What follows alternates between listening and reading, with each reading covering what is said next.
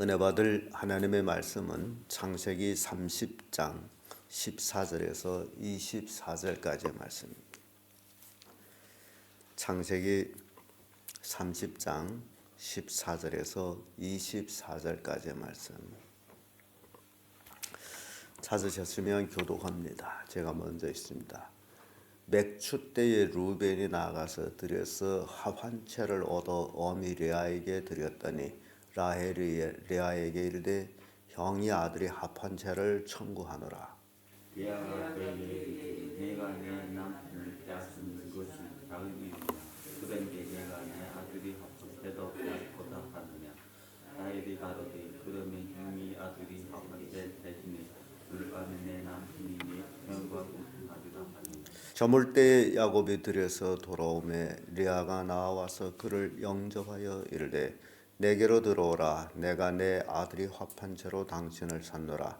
그 밤에 야곱이 그와 동침하였더라. 하나님이 레아에게 주시옵소서. 그가 일어나서 제 아들을 야곱에게 향하니라. 레아가 가로되 내가 내 시녀를 남편에게 주었으므로 하나님이 내게 그 값을 주셨다 하고 그 이름을 익사가리라 하였으며 레아가 다시 잉태하여 제 아들을 야곱에게 낳으니라. 레아가 가로되 하나님이 내게 후한 선물을 주시도다. 내가 남편에게 여섯째 아들을 낳았으니 이제는 그가 나와 함께 거하리라 하고 그 이름을 스불론이라 하였으며 그의 그가 딸을 낳고 그 이름을 다니라. 하나님이 라헬을 생각하신지라 하나님이 그를 들으시고 그 태를 여신고로 그가 잉태하여 아들을 낳고 가로되 하나님 나를 내 이름으로 부르시사. 그 이름을 요셉이라 하니 여호와는 다시 다른 아들을 내게 더하시기를 원하노라 함이었더라. 아멘. 네, 이 말씀으로 합한채의 교역 이런 제목으로 말씀을 나누겠습니다. 이 합한채라는 것은요, 이 가지과에 속한 것으로서 그 열매는 인삼비두름하게 생겼습니다. 그런데 그때 당시에 그 열매가 정력제다 해가지고 이제 불임 여성들에게 불임을 돕는 가장 좋은 식물로 사람들이 생각하고 있었던 것입니다. 보통 3, 4월에 꽃이 폈다가 5, 6월에 이제 열매 맺는 그런 식물로서 아마 귀한 건가였나 봅니다. 근데 그 맥추 때에 루벤이 들여나갔다가 그걸 얻어가지고 자기 어미한테 주고 또 그것을 라헬이 받습니다.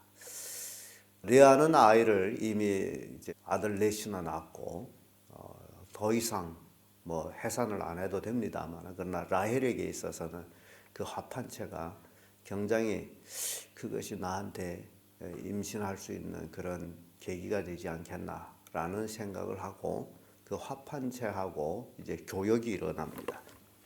그래서 레아와 라헬은 그 합한채를 가지고 결국 흥정하는데 거기 흥정이 바로 남편이었다는 사실이에요. 14절에서 15절까지의 말씀인데 남편 놓고 흥정을 하는 것이 참 여인들이 15절에 그러죠. 레아가 그 얘기를 해 내가 내 남편을 빼앗은 것이 작은 일이냐 그런데 내가 내 아들이 합한채도 빼앗고자 하느냐. 지금 라헬이 레아에게 그 합한채를 좀 나한테 달라 했더니 또 레아는 네가 내 남편을 빼앗은 것이 작은 일이냐라고 나옵니다. 누가 누구를 뺏었는지 참 오락가락할 정도로 레아가 라헬이 결혼식에 자기가 레안 척 하고서 첫날 밤 치르고서는 네가 내 남편을 뺏었다라고 하는 그런 말하는 그 모습, 자매지간에 굉장히 많이 감정이 격향되었던 모습을 보여줍니다. 그래서 야곱은 실은 사랑하는 여자가 라헬이므로 아마 주로 라헬이 방에서 지낸 것 같습니다. 그래서 라헬이 형 그러면 그 합한채를 나한테 주면 오늘 밤 남편을 형한테 이제 양보한다. 오늘 밤 형 내 남편하고 자라. 그런 흥정으로 레아는 그 합한채를 라헬에게 주게 되고 그래서 레아는 남편을 저녁에 맞이하는 모습을 보죠. 아가서에 보면요, 7장 13절에 판채가 향기를 토하고 우리의 문 앞에는 각양 귀한 실과가 새것 묵은 것이 구비하였구나. 내가 나의 사랑하는 자 너를 위하여 쌓아둔 것이로다. 아가서에 이런 그 내용이 나옵니다. 그래서 이 합판채가 굉장히 그 향기가 독특했던 그런 것으로 표현됩니다. 그 짐승 중에 가장 그 향기가 독특하게 나는 것은 사양이라고 그래요. 그 사양의 향기가 그렇게 독특하대요. 근데 이 합판제의 향기도 그런가 봅니다. 그래서 아마 라헬은 그것을 얻어가지고 남편이 맞이하기 위해서 향기로 또는 정력제로 사용하려고 했던 모습 봅니다. 이 합판체로 교육이 이루어져서 결국 레아는 다시 임신하고 아이를 낳게 됩니다. 근데 아마 레아는 굉장히 합판체 하나로 큰 이득을 봤어요. 자식 셋이나 더 낳았습니다. 다섯 번째 아들을 낳고 익사가리라 이름을 지었으면 하나님께서 나한테 값으로 주셨다. 그리고 또 스불론. 레아는 굉장히 이제 한 남자를 놓고 경쟁했고, 그리고 아이를 낳는 것 때문에 시녀를 처부러 주었고, 그러다 보니 야곱은 아내가 넷이가 되는데, 그런 중에서도 레아는 늘 남편과 함께하는 것이 그에게 꿈인 것 같습니다. 그래서 스불론, 이제는 함께하리라, 이제 내 남편이 되리라 등 여러 가지로 그 이름을 다는 걸 보수 봅니다. 그리고 아들 여섯을 낳고 또 딸 하나 디나를 낳습니다. 이렇게 레아는 남편의 사랑을 받지 못했지만은 동침할 때마다 임신하게 되고 아이를 낳다 보니 7이나 낳습니다. 굉장히 다산이죠. 그런 과정에서 하나님께서 라헬을 생각하시고 그의 태문을 열어서 그가 임신하게 합니다. 22절에서 24절까지 쭉 내용들이 나오는데, 임신해가지고 아이를 낳습니다. 그 아들을 이름을 요셉이라고 이름을 짓죠. 요셉. 이름의 뜻인즉 더하시기를 원한다. 하나님, 이 아들 하나 갖고는 부족합니다. 더 주세요. 라는 그런 요구예요. 그래서 이렇게 나이별로 보게 되면요, 야곱이 요셉을 낳을 때는 굉장히 늙으셨어요. 노년에 낳았습니다. 결혼도 늦게 했지만은 아이도 굉장히 늙음하게 낳아가지고 자기가 사랑하는 여인의 아들이므로 더욱 모든 형제들보다도 더욱 사랑합니다. 그래서 야곱은 레아가 아이를 6을 낳아줬고 딸 하나 7에, 또 각 시녀들이 아들 둘씩 낳다 보니 이미 자식이 아들만 10명이 되고, 요셉을 낳을 때는 자식이 11명이었습니다. 거기에 딸까지 하면 12이었어요. 이렇게 요셉은 자식들을 많이 두었음에도 불구하고 특별히 더 사랑한 자가 바로 요셉입니다. 아버지의 사랑을 혼자 독차지했죠, 요셉. 그래서 요셉이 그렇게 아버지 사랑을 독차지함으로 인해 가지고 결국 그 10형제들한테 미움을 받게 됩니다.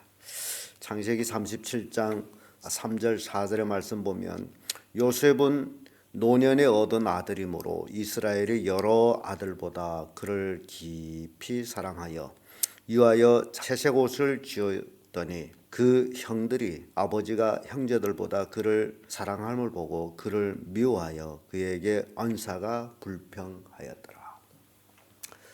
형제들이 10형제가 다 요셉한테 불평하고 미워했다라는 내용입니다.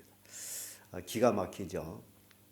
다 하나아버지 아들이지만은 엄마가 틀림으로 인해 가지고 또 미움도 받는 모습 봅니다. 그래서 나중에 요셉한테는 형들이 별명을 달아줍니다. 꿈꾸는 자. 그래서 꿈꾸는 자라는 별명을 가짐으로써 더욱 형들한테 이제 미움의 대상, 시기의 대상. 어느 많이 미웠으면 형들이 아버지 같은 이제 동생임에도 불구하고 죽여버리려고 했을까? 그 미움이 굉장히 큰 모습을 우리는 보게 됩니다. 그런데요, 예수님이 이 땅에 오셨을 때에 유대인들 예수님을 그렇게 미워했고 결국 죽이려고 했던 모습 봅니다.